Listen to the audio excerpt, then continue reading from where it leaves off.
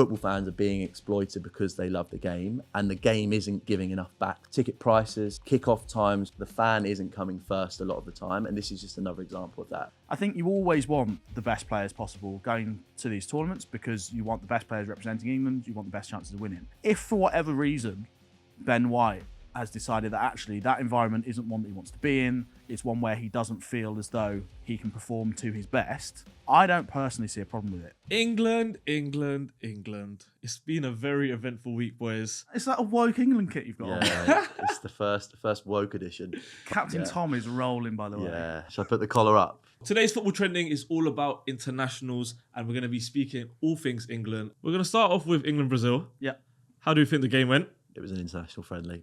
It was certainly I have a blanket one of those. opinion on international friendlies. I just think they're weirdly, actually, I was going to say they're all dull, but actually I instantly went to like a couple of 3-all international friendlies that went against my own point. But en masse, they're like pre-season friendlies. It wasn't like, a classic. It was a game of 2 11s that had never played with each other in that exact form. Can I just say, Kyle Walker didn't get injured. He was just saving himself for that title race. Yeah, man. Southgate came out, didn't he? Said it was a good experiment for what to do if we don't have Harry Kane available, and that was exactly how it felt. It was a bit speculative. Like we were pretty toothless, I thought, in attack. We were okay at the back, but it was not. It wasn't a classic. We could be in trouble with Harry Kane, by the way. Yeah. We got Belgium tomorrow.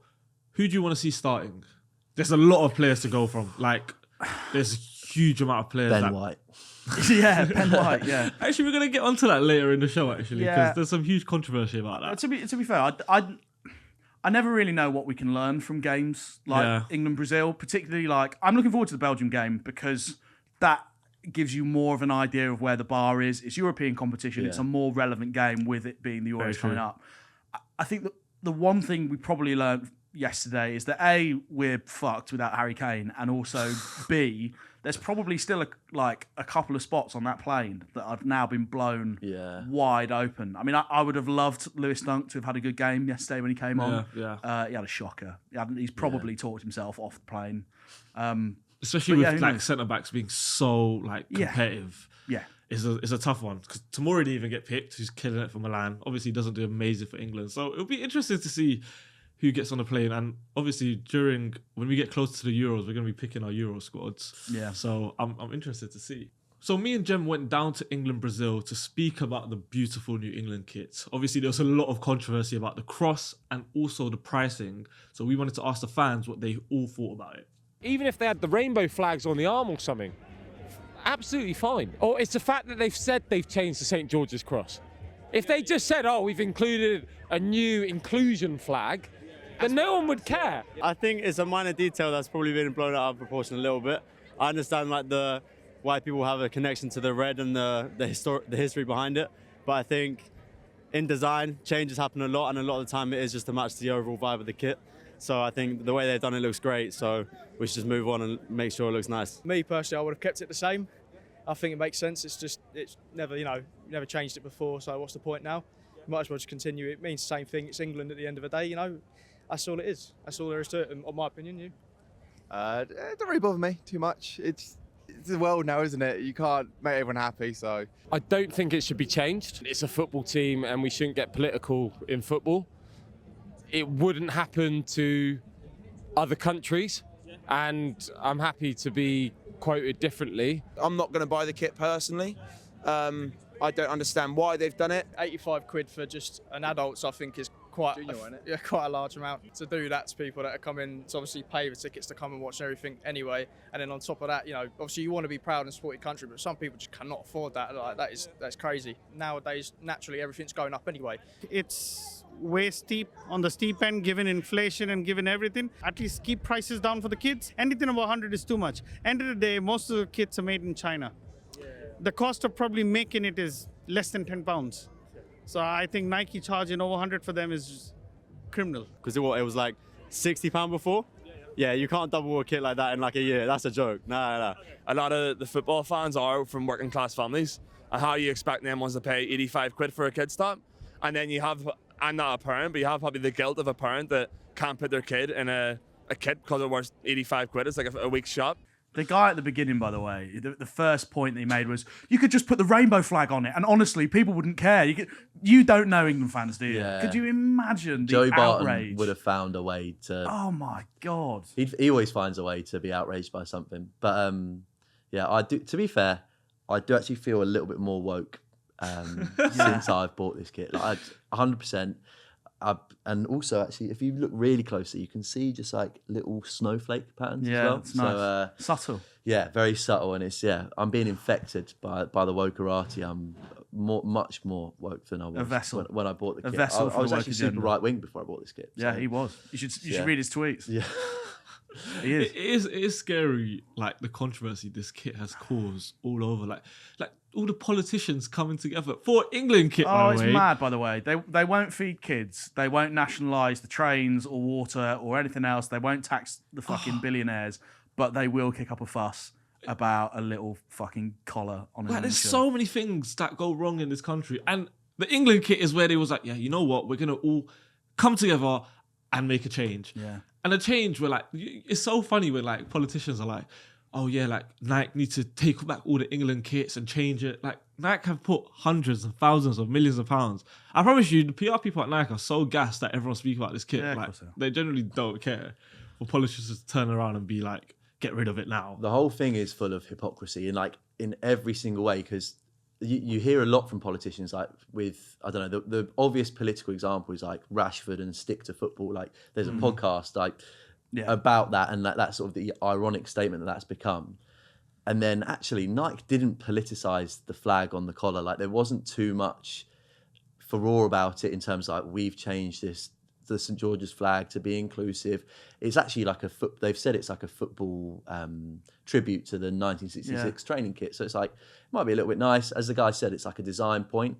So I'm sort of a bit like, actually, the people that are saying football shouldn't be political are politicising football, using it as a political football. Yeah, exactly. And it is like, the culture war is an awful thing. Like overall, it's just an awful debate after awful debate. Because, as you say, like it's a distraction. It's a distraction technique. It's about sowing seeds of division. And look, we have a whole podcast from our politics guys, and we'll plug it on this one because we agree with almost everything they say. And like overall, I find it boring, but also you almost have to engage with it because it is what everyone is talking about, and it's hard not to. So overall, I think all of these things are distractions, and there are things we can talk about that are a lot more productive, like whether Mainoo should be starting in midfield. And Gareth Southgate, again, like I think he's going to leave after this tournament. And I think he's been great for like what this England team represents. Like from the start, this England team has represented like the best of England at points. Like he's come out and spoken about Black Lives Matter. He's come out and spoken about these big issues and been a bit more of a leader than the prime ministers we've had over the last few years. And I resonate. One of the reasons I like Gareth Southgate and I'm happy for him to be the England manager is because I think he does represent the best of England in a personality form. You can disagree with his football, but actually the England job is about more than just football. Like it is about all of these things. It's about inclusivity. It's about treating people right. The England team has got the best culture that I've ever seen in my lifetime. Yeah. Like before it was about wags and tabloids and cliques, about and headlines and just everyone hated the England team. Whereas actually now I really like the England team. I like all the content from the England YouTube. I like the fact they play darts against the media. It's fun. Like overall, it's a great thing. But all of these, he's being dragged into it. And I think he's really tired. And I think that's the reason, no matter whether we win it or not, he's going to leave after this tournament because he is knackered. And his reaction to the whole thing was perfect, to be fair. When he was asked about it in the press conference, and he was like, "Well, first of all, it just hasn't been high on my priorities. It's we've got to run in. We're 2 months away from a major international tournament. It's a shirt. It's a tiny detail on the shirt. And also, by the way, it looks really nice. It looks so good. As a design point, like it's artistic licensing. I mean, it's crazy how much it's been blown out of proportion. I think it was either the Mail or the Daily fucking Sport or whatever it was. We're saying, oh, it's these, if you look at it, it's been taken from the LGBT flag and the flag for lesbians and the trans flag and this, that, and the other. And the colours are just wildly, wildly different. That's just simply isn't true. It is just people trying to fit an agenda. Actually looks really nice. I thought Southgate's other point was quite interesting as well, when he was like, well, for me, the St George's flag is red on a white background. So if that's not the flag that's on the shirt, why are people upset about it anyway? Like, it can be a square or rectangular sort of cross flag and still represent England or be synonymous with being English. It doesn't have to be the St George's flag. I mean, what Southgate said is bang on. It's not actually to the letter. Yeah. This is not the St George's flag. It's its own thing. It's the same. It's a pattern. metaphor. It's synonymous. Yeah, exactly. It's just like overall, I think. I just really hope we win the World Cup, win the Euros in this. That'd be kit. lovely. Overall, it would be great if after all of this, the same people that are on Twitter talking about it are wearing this kit, celebrating an England historic. win. I'm going to get it and save it for my kids so that they can have a shirt when we won the Euros. The one thing we all know, and look, we're all guilty of it. We all have opinions that very quickly are changed. I had a very bad Declan Rice take a few years ago, in that I didn't think he'd actually be that good, and I thought he was going to stay at West Ham and be the next Mark Noble. Oh, that's crazy. And I'm happy to say I'm wrong. It was a bad take, and I quickly changed my mind. But football fans are fickle. And the ultimate way to stop any chat about flags on the back of shirts is to win games. Like, honestly, nobody will care. I guarantee the same people talking about this flag, saying like, I'm not going to support England at the World Cup, or like this whole cultural stuff, they'll be the first ones chucking pints in the air in pubs and in Box Park, Wembley, or whatever it is. So I think overall it is a storm in a teacup. It's something for people to talk about during an international break where there's no actual competitive football for us to watch. I'm ready for it to be over. I'm ready to just enjoy my England kit. Quickly about the pricing of the kit. Yeah. Now, to be fair, if there's something to get angry about, it's the cost of it, isn't it? It's crazy. Well, it's part of a wider. How much did you pay for that, by the way? I had a 10%. That's the stadium version, right? This is the cheaper one. I had it was like 75 off the night store. I think I had a 10%. So you'll be paying around like around 80 quid. I think actually, what's a fair point? I think is like, and actually, look, I'm a grown man buying an England shirt. Yeah. Each to their own. That's a whole other. I love it. I love a good football kit, and like if I see one, I like wearing them around the house. I like wearing them on football shows. Apparently, the first time. Yeah. Like wearing them to church. Exactly. On your Sunday best. Sunday best, exactly. But I think the point around kids shirts is this is actually more about like the next generation of England fans. Yeah. Bringing them in. Like I remember my first England kit, the red one with the white with the red down the side, and like it's part of your own football history, and you're like your first kit. Facts. And pricing people out of that is actually really sad. And I think that's the part of it where I was like, actually, you could just have cheaper pricing, because overall, like, Nike aren't spending.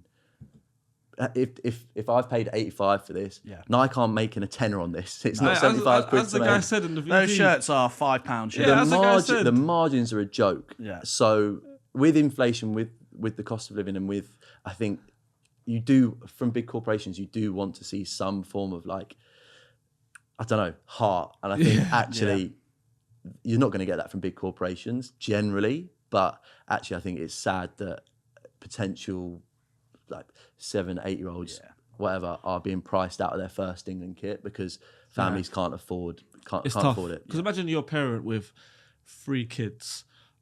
You can't just get one of your kids in English. You have to get all 3, and like that's you're talking 250, 300 quid just for kits in a month. The days of the £40 football shirt that were, and this is the other thing. It's this culture that, you know, Nike in particular have brought up with these stadium versions of the shirt, these player versions. Yeah. That there is now such a gulf. And actually, the shirts are so different. If you look at the stadium version of a shirt, of course you're going to want the actual one, because most of the stadium ones look pretty shit in comparison. Yes. But no one, like, who is dropping 130 quid? Like, people will do it. Yeah. But as you said, it's one thing if you're an adult buying it for yourself. If you are a parent who has 3 kids that all love football, all want a shirt with Bellingham on the back or whoever, you're looking at £150. I think it's another example of, like, I always think about football. And when I worked in the game, it was like, I found it quite sad at points where it's like, actually, football is, look, it is a business. And the only reason it's as big as it is because there's been business people running it and growing it. Yeah. But actually, football is an emotional thing for a lot of people. It is bigger than business. It's like, it's about your first memories, your first game, and like it's a thing that people love.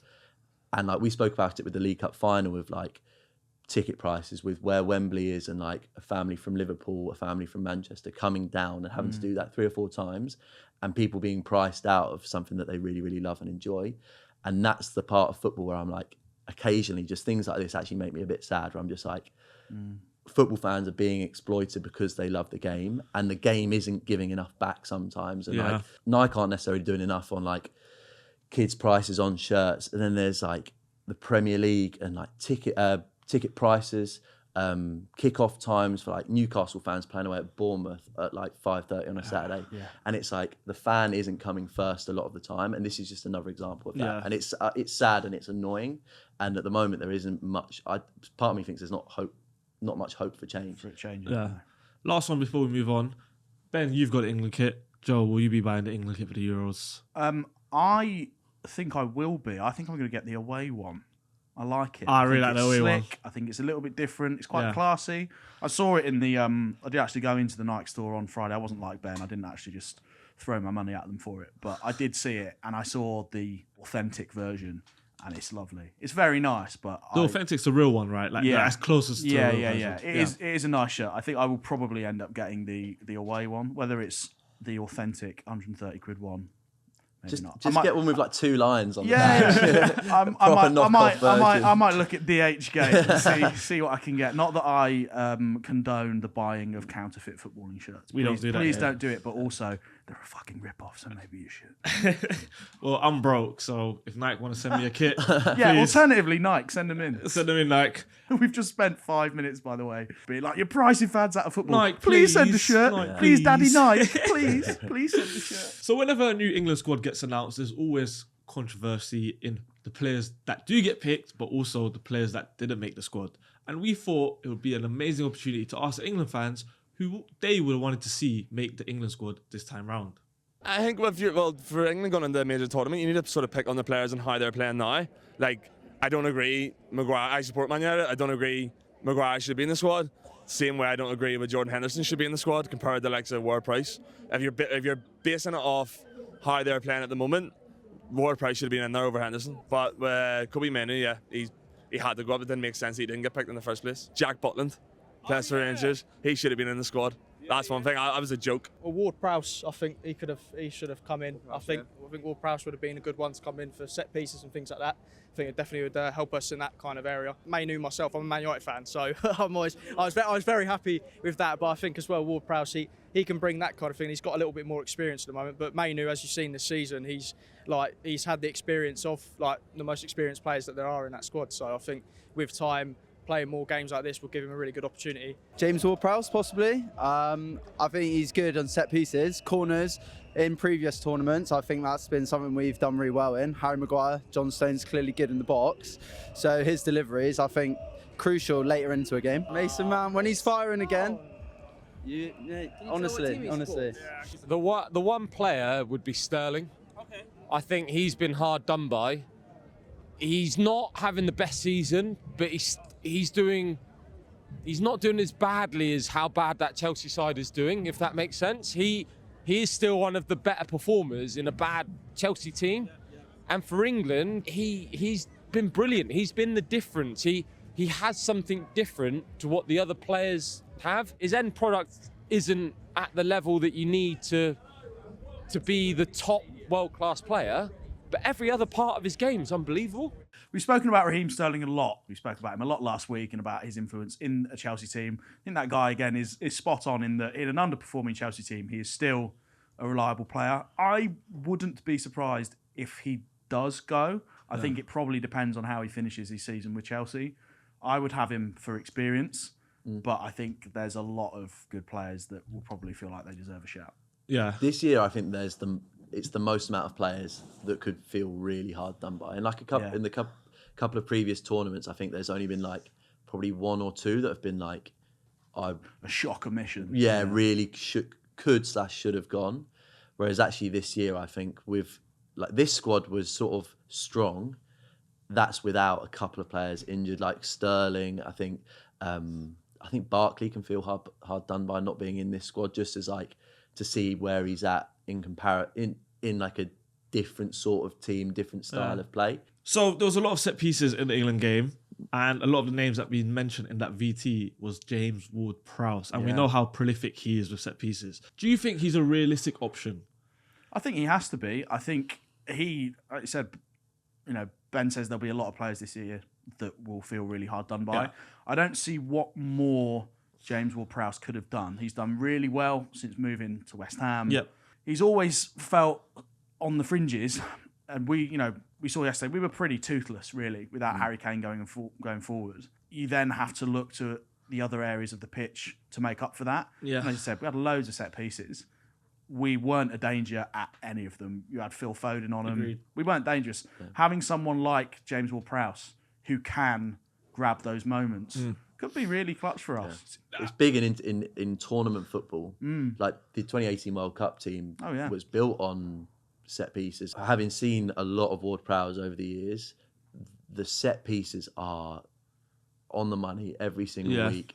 I think West Ham fans will now experience that like every week, where it's like corners and free kicks now are really, because you see stats now like analysts will sort of say like set pieces are actually less important. Yeah. Ward-Prowse is sort of the anomaly to that, where actually it's so good and from all angles, all sorts of delivery. I think he's bang on. I think in terms of a realistic shout, I actually don't think he is, because at the start of the season he put up big numbers for about maybe 6 to 8 weeks right at the start of the season, Europa League and in the Premier League as well, goals and assists. His form peaked and he's not replicated that for the rest of the season. So even at his peak, he didn't get in. So I think Southgate has sort of disregarded him, which is weird because Southgate loved him when he was in the under 21s. That like he was always playing. I think he was captain of the under 21s under Southgate at points. So yeah, it's interesting but surprising for Southgate, because I think he's the sort of character that he would like as well. My biggest thing with Ward-Prowse is he's amazing at set pieces. We all know this, don't get me wrong, but it's kind of like in the 5th minute of a game, we have if you get Ward-Prowse take a free kick, you're sacrificing someone's starting position. And is it worth it in the long run of a game? Is he better in open play than some of the other players? Do you get what I'm trying to say? And that's my biggest worry with that whole Ward-Prowse shout. Last 80th minute, like going into extra time, free kick, I see it being an option. But the chances of it happening and the chances of us being in that perfect scenario where we have a free kick or we have a corner in that last minute is so hard to come by. And also it's a very loaded and very talented midfield. We will be going, whoever goes, we will have a very, very strong midfield. I do think though he fits, with Ward-Prowse actually, set piece, the quality is there. He's a very, very reliable footballer on the ball. I wouldn't say he's like amazing creative in the same, but I actually think that what's so weird about Southgate not picking him is Southgate seems to have like roles within his midfield where it's like, so Rice is the sort of sitter, destroyer, and then next to him, Southgate, or next to that role, Southgate has always gone with energy, and that's like I think Gallagher is actually in with a starting shout at the moment because he provides that energy, and it's the Henderson replacement. If he's not going to start Henderson for it, he's looking for someone that can replicate that energy because he values that in that sort of number 8 role. And then he goes for a creative 10, which is pretty standard, I think, and Bellingham and Maddison fit that mould a lot more. But yeah, I find that Ward-Prowse a mission weird because I think he fits a really specific role and adds something. People talk about the set pieces, but I actually think in terms of open play, he'd be a good backup for Henderson or Gallagher. Yeah. I mean, I think he's a better footballer than Henderson. I think he probably offers more than Henderson in that setup. I know we've also spoken about Henderson a lot, and he's another. I think he's an easy target for people to say. You know, Sterling and Henderson are the two that maybe shouldn't go because of. I mean, saw somebody. I think they were saying on The Athletic the fact that Southgate had a conversation with Calvin Phillips to basically be like he had an option to go to either West Ham or to Juventus. It sounds as though basically Southgate said to him, "You should go to West Ham because it's a high standard of football in the Premier League. Go there; it'll improve your England chances." You then still have Jordan Henderson, who went to the Saudi League. That fell apart. He's gone to Ajax, where he started really badly. The fans are already on his back. They're already turning. And he's still the golden boy. So I want to, It's such a, pick and choose per player situation. It's really weird. Let's move on to, a couple other players that potentially missed out. This morning, Rico Lewis and James Trafford both got called up, which I found very interesting because Jack Butland has been having a blinder of a season. Scottish football fans, Rangers fans will feel a bit hard done by that he didn't get called up. I think the thing with Butland is as well, he's been very vocal about the fact that he fully intends to go. Yeah. And I respect it, honestly. He's done so well for Rangers. And I think he does. I think Trafford is going to be a very talented goalkeeper, but he just could not even, I think if you're Butland, the idea of even going as third choice, a keeper that realistically is not going to get game time at all. I think if you see that Trafford is getting called up, it might be that Southgate sees it as an opportunity for him to play against a team like Belgium, get some minutes in, get some experience, like he did with like Kobe Mainoo yesterday. But I think because Butland has been so vocal about the fact that he reckons he deserves to go, that's probably a bit of a kick in the teeth for him, I would have thought. With James Trafford, I totally understand. Like, he got the 21s. Was it the World Cup or the Euros in the summer? He's went on to Burnley, hasn't done amazing. Also, it's hard to do well in that Burnley team. Yeah. He's been under a lot of pressure all season. Yeah, but also Jack Butland's kind of done the same at Rangers. He's been one of the best goalkeepers in terms of stats in actually Europe. And he's played Europa League football. He's played Europa League football, and he's also played for England before. Yeah. So it's if you want to speak about experience, Jack Butland kind of has the whole package, especially when we're at the stage where the goalkeepers in England isn't looking amazing right now. We have Pickford, who's doing okay for Everton, but does really well for England. Ramsdale's not even playing. Nick Pope's injured. Yeah. Sam Johnson, okay. Numbers, stats-wise, not amazing, just very average. So it's kind of just give Butland his opportunity. He's 31, probably the last opportunity to go to a major competition. I don't think there's a lot to lose by including him, to be honest. Well, it's the third choice goalkeeper at the end of the day. It's overall, it's similar to Southgate on the flag. He's got bigger priorities. He's probably looking at, he's probably going to the goalkeepers. Just pick anyone you like. Just closing his eyes and throwing a dart. James Trafford, The third choice goalkeeper just kicks footballs at Jordan. You're just a servant trainer. So it's come on. Any other shouts? Honestly, no. I think there's a pool now. We've got, they do the 30-man squad. Yeah. I think the 30-man squad is pretty much set in stone. There's not going to be any proper surprises. Yeah. It's going to be within that. No, Southgate, the geezer in the Vox, said he hasn't really picked on form throughout his time. Southgate has got his 30. Form will play a part in maybe the 50-50 decisions. It's who's coming into it in a better spot. But we've got our 30 now. I think if we were to sit down and do the 23, we'd have the 30 that we're going to pick from pretty set in stone, I think. Yeah. I think Southgate probably has a pretty good idea of what his starting 11 actually 100%. is. He will have had in his mind for a while what he thinks his best 11 are. And these games are the games where he maybe tries one or two things. He maybe puts some younger kids through their paces to see how feasible an option they're going to be sort of on the fringes. But he knows who he's picking. It's Jordan Henderson 11 times. And Harry Maguire. One player that didn't get picked for the England squad is Ben White. And there's been a lot of controversy to why he didn't get picked. Obviously, there was a situation in Qatar with Steve Holland. Southgate actually came out last week and spoke about the situation. So we wanted to ask England fans what they thought about Ben White not being picked for this camp. I know I'm going to upset a lot of Arsenal fans here, cameraman included. Ben White should never put on an England shirt again. You do not reject an offer to play for your country, no matter what that is. If someone said to me, Ryan, tomorrow I want you to go and represent England in badminton, I've never held a badminton racket in my life. But I will go and do it because it's my country. With Ben White, I think he was treated unfairly. Obviously, right now, a lot of players are pulling out because of the Champions League and the league, so you'll see a lot of Liverpool, City and other players pulling out. So that's the case. But again, with Southgate and with the coaching staff, sometimes if they just go against a player, they just go against you. But given his form, he should be in the team, yeah. I think when Trent's fit and we've got Kyle Walker, that's depth and different options at right back. Ben White, I don't think really needed. I think we've got enough depth in centre back and right back as well. So if he's not there, I don't mind. Someone like Ben White, when I saw his comments about not wanting to play for England, I was like, I kind of respect it because he knows where his priorities are. He didn't want to. If he wasn't going to get played, why is he going to stay somewhere? He's the type of footballer. He's a modern day footballer. He wants to do his job, go home, chill out, go holiday. I think that's great. I don't think there's anything wrong with that. And I mean, treatment-wise, potentially there's a little bit of like a politics issue there, but he's playing for Arsenal. He's in the top of the league squad. At the end of the day, if he wanted to be here, I reckon he would be here. The issue really is, okay, you've got England fans turning on players when they have a bad performance, and it's like, that's not. You see how many people turn up today, and then you're like, right, so how can you switch on them like that just because they have a bad game? Like, they're playing football, they're humans, innit? Like, you have a bad day at work, you're not expecting to get absolutely obliterated on social media, innit? So how many millions of young footballers, young men, even old men would be like, yeah, I'll go play right back. 60-year-olds that maybe have one leg going, yeah, I'll go play right back tonight. It's ridiculous. I don't care what happened in Qatar. Yes, there was squabbles with the assistant coach, and yes, maybe he did deserve a chance, and he's a brilliant player, don't get me wrong. On quality of footballing, he's brilliant. He deserves his opportunity.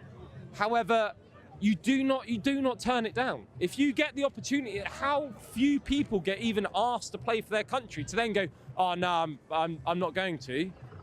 Never again. If I was the manager, if I was the FA, I'd just say, okay, fine, never again. Question for you boys. Would Ben White get into your squads Yeah. if he wanted to play? I think he would.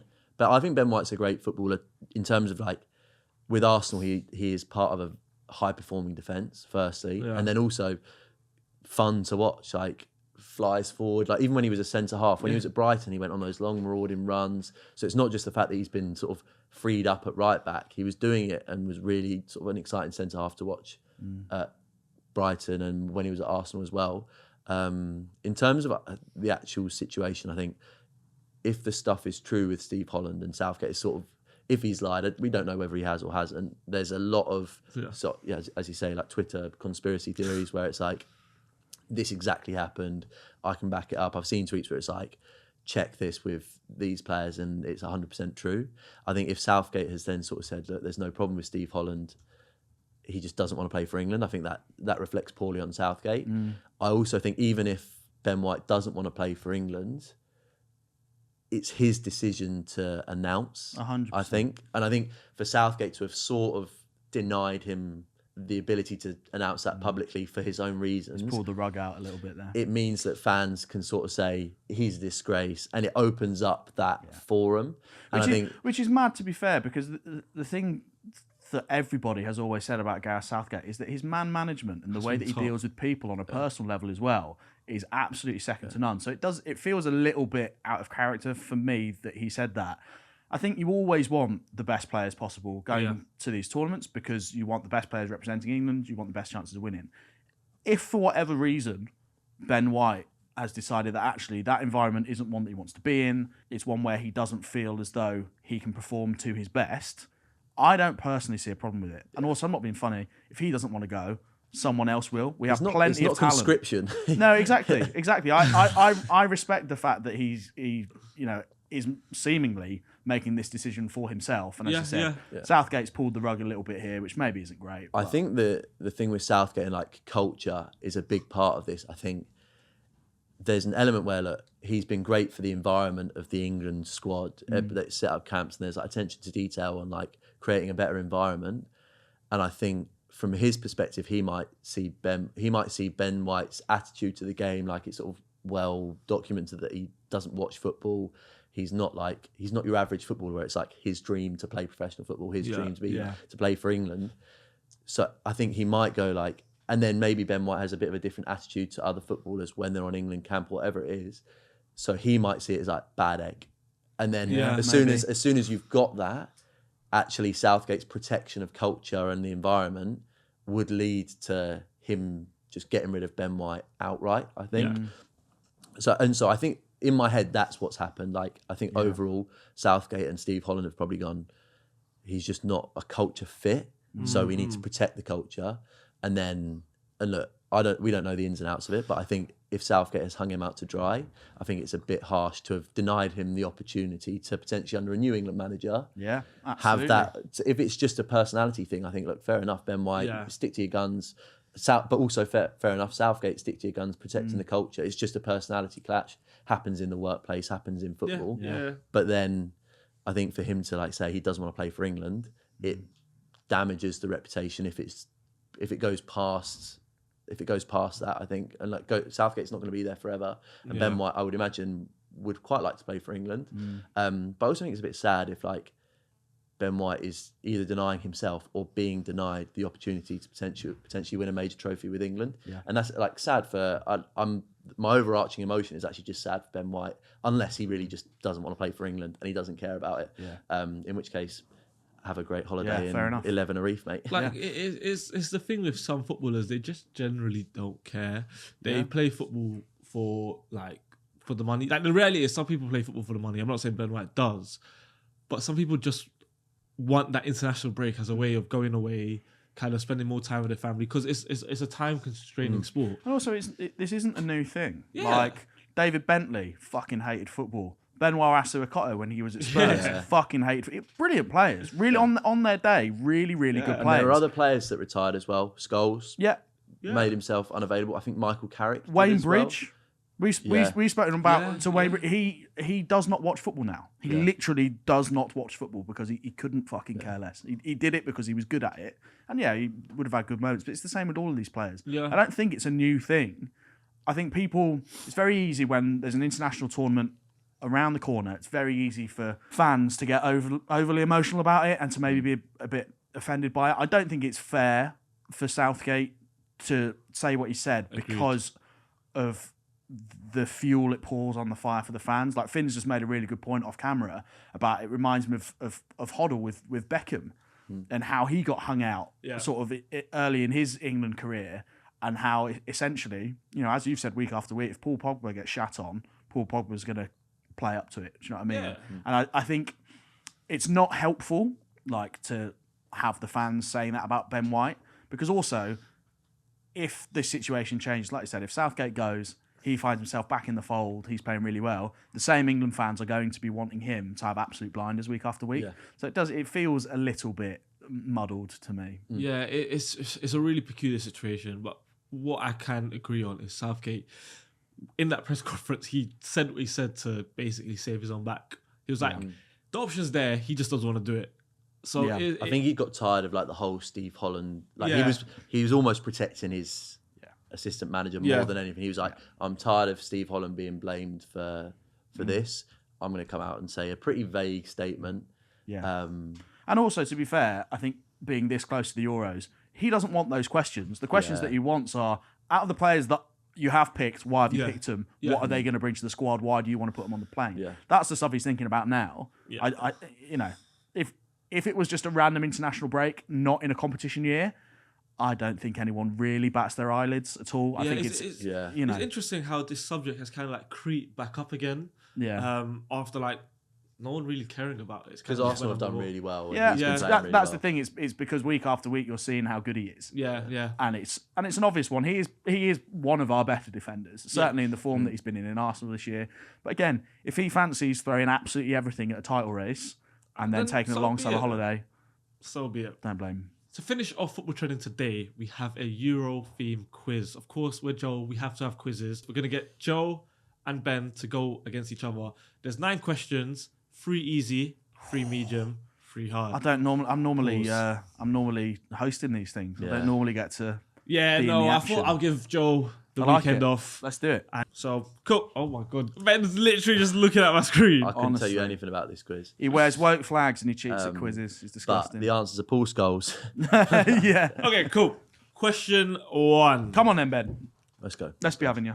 Who scored England's only goal in the Euro 2020 final? Oh my god, that's a real Go on, Ben. You can have it. Luke Shaw. Yes, 1-0. Question 2. We're still on easy, by the way. In which city was the semi-final between England and Denmark held during Euro 2020? Oh, so quick. London. Yeah. Oh, so did you know that, Joe? Yeah, I think so. It was just fucking rapid. Wembley. Yeah, it was, to be fair. Quick with the cards, Mike D.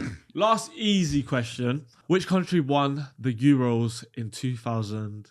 I'm going to go back to Joe. Yeah. It's Greece. Beating Portugal in the final. I was 4 years old then, so I was like, Greece must have had the Greek Ronaldo and the Greek Messi. Mate, it was bizarre. They were crap. They won the whole tournament 0-0, basically. Yeah. On to the 4th question, moving on to medium. In which year did England reach the semi-finals of the Euros for the first time since 1996? Euro 2020. It was 2021, but obviously Well, COVID. originally it was Yeah, 2020. 2021, I but think COVID. the official branding was still Yeah. 2020. Question 5. Who scored the winning goal for Spain in the Euro 2008 final? That was me. Yeah, but he was already going. He Torres. didn't even Torres, wait. yeah. Torres. Didn't even wait. Ben is actually a footballing nerd. Nah, these are big games. Wait till the hard ones. I'll see if It's I because get he's any of putting them. his card up before you even said the end of the first word. Yeah, I'm That's creeping why. out. Big He's branded, offside. yeah. He's offside. Okay, question 6. Which two countries co-hosted Euro 2000? Oh, no. That's not what I thought you were going to say. I'm going to guess. I think it's Portugal and Spain. Both. They're both not it. Oh, fuck. Yeah, both not it now. Euro 2000. It wasn't Holland. Yes, that's 1 point. Holland and... Got to be next to each other, innit? I don't know. UEFA run it. I'm trying to... Holland and Belgium. Yes. I think that, as soon as you said Holland, I was like, By the surely way, they would be you the got 2 ones. points for that. And going into the final 3 questions, there's literally 1 point in it. I actually don't think this is too hard. Well, I wouldn't know it, but I feel like the old boys would know it. So sorry. Horrible, by the way. Respect your elders. Who was the England national team manager during the 2004 campaign? That was Joe. Sven. Yeah. Why did it take you so long to... I don't know. I just Sven, started to talk. Goran By the way, Eriksson. how nice was the stuff at the Legends game with Sven? Oh, what a bloke! It was so- Honestly, yeah. that must have been such an amazing. That day was for football him. at its best. Yeah, that genuinely reignited was. some hope in the beautiful Also, game. Torres is flipping ripped. Yeah, man. He still looked like he could do a job. He could do a job, yeah. He could do a job. Final 2 questions and we are level. Which team won the Euros in 2000s, defeating Italy in the final? Quick. France. Yes. It's so Can quick. I get a bonus point for the winner? I think Ben shades that, doesn't he? No. Golden goal, Trezeguet. On the That's volley. golden goal. Bring it back, man. Yeah, man. I'm Golden all goal. 100%. Yeah. Like, golden goal is an amazing rule. There was a silver goal rule at one point as well. Last question. 2 answers for this, so 2 points in it. So if you get both right, Joel, you take home the win. Keep that card down, boy. Name 2 players who won the Golden Boot. They jointly won it in the Euro 2012.